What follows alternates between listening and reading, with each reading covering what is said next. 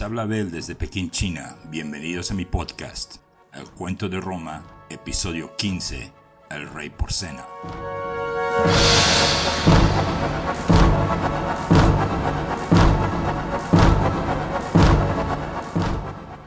La semana pasada nos habíamos quedado en que Tarquinio el Soberbio logró convencer al rey de la ciudad de Clusium, un rey llamado Lars Porcena, a invadir a Roma con sus fuerzas.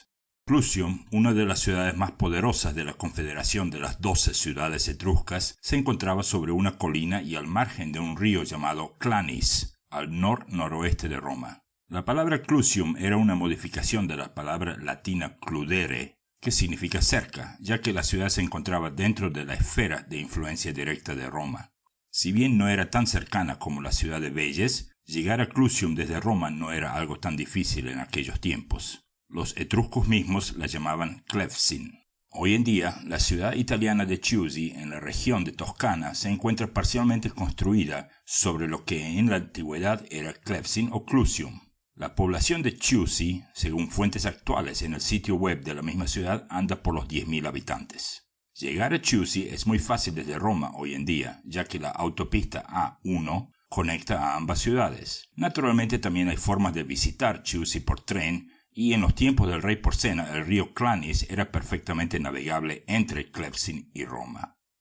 He puesto una foto de cómo se ve la pequeña ciudad de Chiusi hoy en el sitio web. Como mencioné, Chiusi es una atracción turística de renombre en esa región central de Italia hoy, tanto por su rica historia como por sus atracciones turísticas. Si bien no hay muchas, una que vale mencionar es el laberinto de Chiusi. Ese laberinto fue parte del sistema de cloacas de desagüe públicas construidas en el tiempo de los etruscos, y el recorrido de esas cloacas generalmente comienza en el lugar donde hoy se encuentra la catedral de Chiusi, que por supuesto fue construida siglos más tarde. Se recomienda usar un guía turístico para entrar al laberinto. Así que si van a Toscana y si tienen tiempo de visitar Chiusi, no se pierdan esa reliquia del pasado. En cuanto a Toscana misma, los Apeninos a lo largo del este de la región le dan un sabor un tanto nostálgico a toda esa región. Y aparte de la parte de historia romana, Toscana siempre representó uno de los cimientos de la cultura e idiosincrasia de los italianos.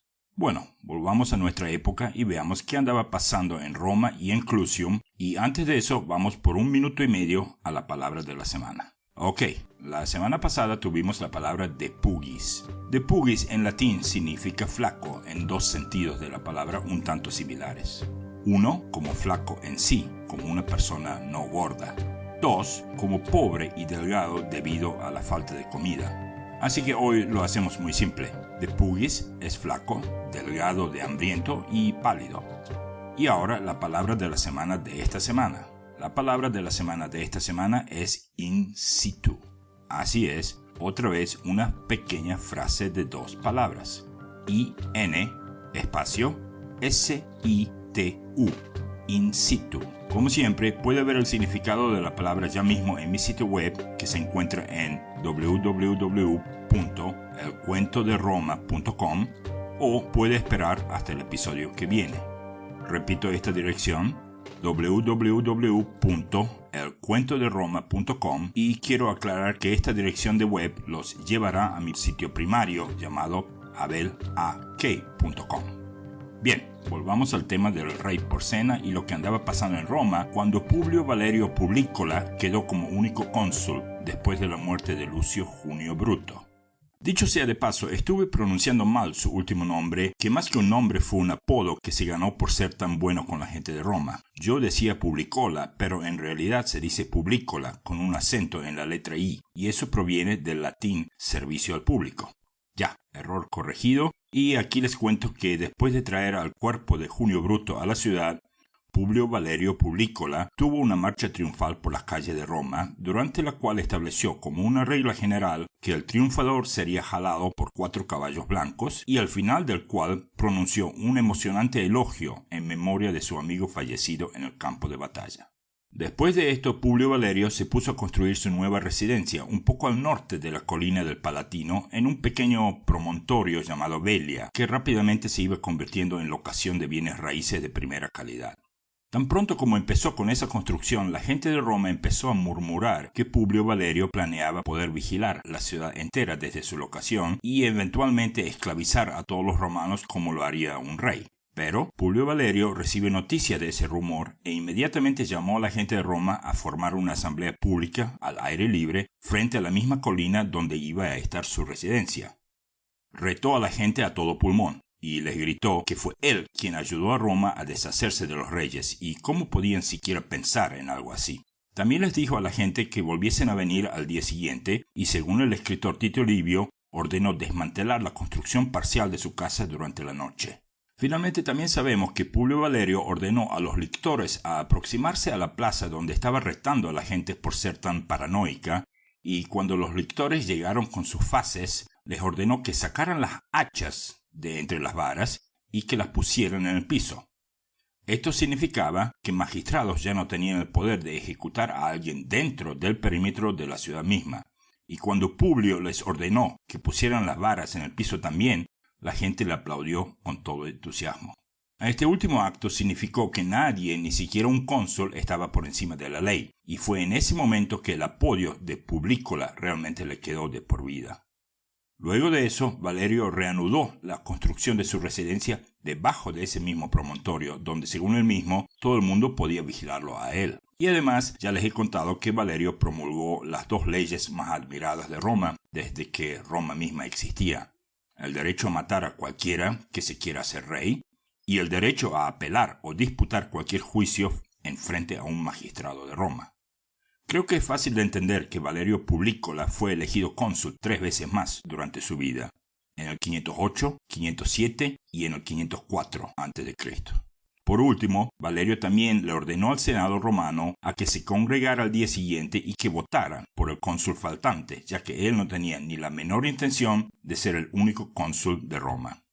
El Senado votó y decidieron que el cónsul, en lugar de Junio Bruto, sería un hombre llamado, a ver si pueden repetir este nombre después de escucharlo una sola vez. Sería un hombre llamado Espurio Lucrecio Tricipitino. Me imagino que tienen problemas con ese nombre, pero no importa, porque ese senador murió a los 4 o 5 días de haber sido elegido. Vaya la suerte de ese senador, lo eligen y se muere. Pero lo que todavía no les dije era que ese Espurio Lucrecio Tricipitino era en realidad el padre de aquella Lucrecia, la muchacha noble que se mató frente a su padre y esposo después de haber sido violada por Sexto Tarquinio. Pero bueno, murió y ya. El Senado se volvió a reunir y esta vez votaron por un tal Marco Horacio Pulvilo. Este no se moriría al otro día, así que mantengámoslo en la memoria rom o memoria a corto plazo. Ese hombre luego va a firmar la paz entre los romanos y el rey etrusco Lars Porsena. Pulvilo también fue el senador que consagró el templo de Júpiter en la colina del Capitolino, la cual se había casi terminado de construir durante el reino de Tarquinio el Soberbio. Como una nota de al lado, en el lugar donde Publícola iba a construir su residencia primeramente, 5 siglos más tarde se encontraría el famoso Arco de Tito, emperador de Roma. Y como ya estamos saltando fechas y siglos, y como además estamos hablando del emperador Tito, les quiero recordar que el día 28 de junio del año 80 después de Cristo fue el aniversario de la apertura de los primeros juegos públicos en el Coliseo romano, que en aquel entonces se llamaba el Anfiteatro Flavio. En otras palabras, el Coliseo romano ahora existe por 1937 años, nada menos. Y si no fuera que parte de la fachada se ha caído durante un terremoto en el siglo XIV, y si no fuera que uno de los papas del Vaticano autorizó sacar una cantidad de piedras para otras construcciones, hoy el Coliseo estaría casi completo. Y digo casi porque seguramente algunos vándalos se llevaron algunas de las estatuas y decoraciones de mármol y de bronce cuando Roma cayó y cuando fue saqueada mucho más tarde. Pero bueno, estamos a un milenio de eso, así que eso va a quedar para otro día. Mientras tanto, en la ciudad de Clusium, tropas se preparaban a invadir Roma. No era porque el rey Lars Porsena se comía todas las manzanas envenenadas que Tarquinio le servía, sino porque Porsena mismo tenía una muy buena razón para atacar Roma. Resulta que en el sur de Italia, en la ya conocida Grecia Magna, más y más ciudades comenzaron a fallarle a Porsena. Un par de episodios atrás hablamos que por lo general ciudades colonias como Tarento y Siracusa solían mantener un contrato con imperios o estados y no llevar ningún tipo de relaciones comerciales con otros estados. Bueno, aquí mismo estaba el problema. Con todas las migraciones repentinas de pueblos enteros en el sur de Italia y el repechaje de recursos naturales que eso traía como consecuencia directa, y con otros eventos fuera de los poderes del rey Porsena, menos y menos caravanas iban llegando a la Confederación Etrusca, y eso era una promesa de años muy malos en el futuro. O sea que lo que Porsena realmente quería hacer era simplemente asegurarse de que las rutas comerciales que se habían ablandado o quebrado con el tiempo fuesen reconstruidas y que las caravanas con productos tan necesarios para ambos lados sigan yendo y viniendo.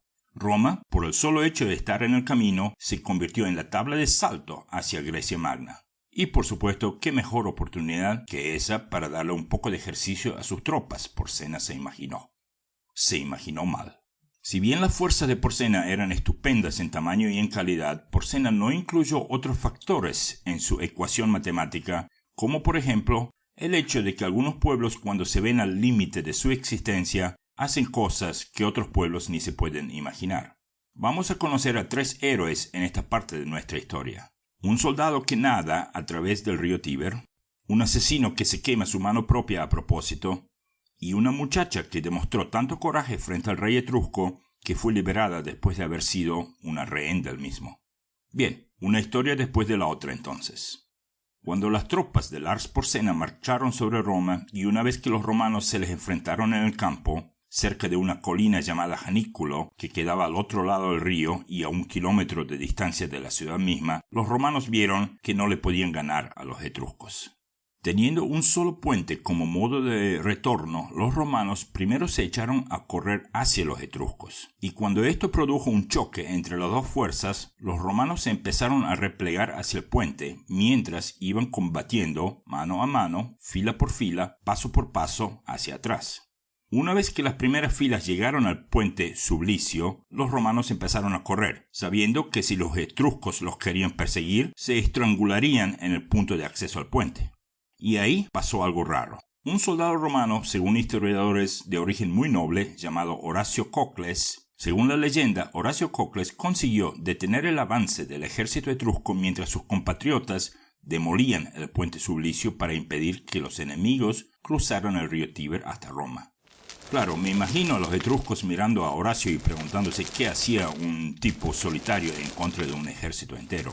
Inicialmente combatieron a su lado Espurio Larcio y Tito Herminio, pero cuando el puente estaba prácticamente destruido, Horacio ordenó a estos ponerse a salvo en la ciudad mientras él seguía combatiendo en la otra orilla del río en solitario. Cuando el puente ya casi estaba totalmente quemado, Horacio se tiró al río con toda su armadura y, según el historiador Polibio, se ahogó antes de llegar a la orilla opuesta. Pero, según Tito Livio, Horacio sí consiguió nadar hasta el otro lado del río y volvió a la seguridad de los muros de la ciudad que acababa de salvar. Dicho sea de paso, Cocles no era su apellido verdadero, sino su apodo, lo que indicaba que Horacio tenía un solo ojo. Pero esas mismas leyendas afirman que este Horacio era un descendiente de aquellos hermanos Horacios que pelearon por Roma durante el reino de Tulo Hostilio. Personalmente lo dudo, pero igualmente lo digo. El historiador y escritor británico Thomas Macaulay hizo referencia a esta leyenda en su colección de poesías llamada Cantos a la Antigua Roma, publicada en el 1842. La poesía se refiere al solitario heroísmo de Horacio Cocles, y la cita más famosa suena algo como esto: ¿qué mejor manera de morir puede tener un hombre que la de enfrentarse a su terrible destino, defendiendo las cenizas de sus padres y los templos de sus dioses? Y por supuesto que a esa hora los etruscos ya se despertaron de lo que creían era una visión y no tuvieron otra opción que empezar a pensar qué hacer ahora. El puente ya no estaba. En la ciudad, mientras tanto, la gente aclamaba a Horacio a cantos y gritos, y se dice que le dieron tanta tierra como él pudiese rodear con un buey y un arado en un día soleado. Por supuesto que esta historia de la defensa del puente tiene más gente en contra que en gente en favor históricamente hablando. Tito Livio mismo reconoce que muchas de las historias que él describe las escribe basado en fuentes cuya veracidad no pudo corroborar. Si bien todas las historias en cuanto al asedio que Porsena le puso a Roma después del tema del puente destruido difieren una de otra, se pueden catalogar en dos líneas generales. O bien Porsena logró tomar Roma y luego decidió hacer paz con los romanos, o bien Porsena no logró establecerse en Roma y simplemente terminó haciendo un tratado de paz. Personalmente yo creo que Porsena sí tomó Roma y sí gobernó la ciudad por un tiempo para luego dejarla al cuidado de un hijo suyo. Más tarde, los romanos lograrían deshacerse de ese hijo y retomar las riendas de su propio destino otra vez. Pero, sea cual sea el caso, ninguna de las historias menciona a Tarquinio el Soberbio ni en lo más mínimo, lo que corrobora que Lars Porsena tuvo sus propias razones para atacar Roma. Lo que sí sabemos definitivamente era que después del puente quemado, los etruscos se asentaron en el Janículo y el asedio comenzó. Y es aquí que el rey Porsena se llevó el susto de su vida cuando un buen día otro soldado romano, con el permiso explícito del Senado romano, se acercó al campo etrusco de noche y logró meterse entre medio de las tiendas del rey y sus tiendas vecinas. Estoy hablando de un tal Cayo Mucio, un joven de linaje patricio, quien, viendo que el asedio se prolongaba y el hambre se empezaba a sentir, decidió introducirse en el campo enemigo para matar al rey etrusco.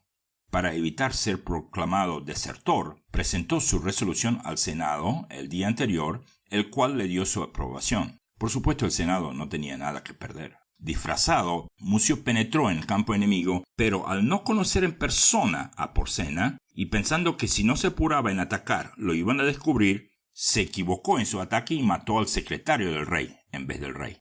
Arrestado y conducido ante el rey, y lejos de intimidarse, Mucio se presentó como ciudadano romano dispuesto a matarlo, y para castigarse por el error que hizo por haber matado al hombre equivocado, puso la mano derecha en el brasero de sacrificios frente a los ojos del rey. Mientras la mano se le iba quemando, Mucio le dijo a Porsena que dentro de la ciudad de Roma 300 jóvenes más acababan de jurar matar a Porsena. Y también le dijo que eso no era en contra de la gente de Clusium o en contra de los etruscos en general. Estas 300 personas juraron matar a la persona del rey como una cuestión personal de venganza por el asedio que Porsena le estaba dando a Roma.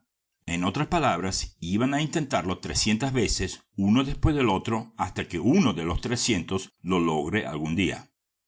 Impresionado y asustado, el rey ordenó deponer las armas y envió embajadores al Senado romano apenas salió el sol. Me imagino que el rey no se quiso ni imaginar tener atrás suyo nada menos que 300 psicópatas buscándolo de por vida. Cayo Mucio recibió el sobrenombre Esquébola, en español zurdo, por ese acto, y el Senado le donó unos terrenos al otro lado del Tíber que en el futuro fueron llamados los Prados Mucios. Irónicamente, a pesar de todos los honores que la ciudad le dio a Mucio, el Senado le prohibió ofrecer un sacrificio al dios Júpiter en el templo del Capitolino por el hecho de que un sacrificio se debía ofrecer con la mano derecha, y éste ya no la tenía. La semana que viene vamos a ver la historia de una muchacha heroica llamada Cloelia y cómo la paz volvió a Roma. No por mucho tiempo, porque el viejo Tarquinio seguirá insistiendo en retornar a su trono. Pero, por lo pronto, en el episodio que viene, sí nos vamos a despedir del rey Porsena. Pero lo más importante que veremos la semana que viene es la institución del primer dictador de Roma. ¿Cómo dijo? ¿Dictador? ¿Acaso no habíamos dicho que Roma acababa de jurar jamás tener reyes al mejor estilo griego? Bueno, eso es cierto. Pero como buenos romanos, los senadores de Roma inventaron un modo de obtener lo mejor de ambos mundos. Por un lado, un reino limitado por un año de duración, puestos en la persona de 2 cónsules. Por otro lado, reino ilimitado por un plazo de 6 meses de duración, puesto en la persona de un comandante militar cuando las necesidades surjan. Ese era el dictador. Y en buena hora llegó ese dictador, y en buena hora salvó a la ciudad, porque en el episodio 16 llega la batalla del lago Regilo. Antes de despedirme, quiero darles un saludo a todos mis oyentes de los Estados Unidos o aquellos que residen en los Estados Unidos y les deseo un agradable 4 de julio. Ahora, los Estados Unidos oficialmente tienen 241 años de edad.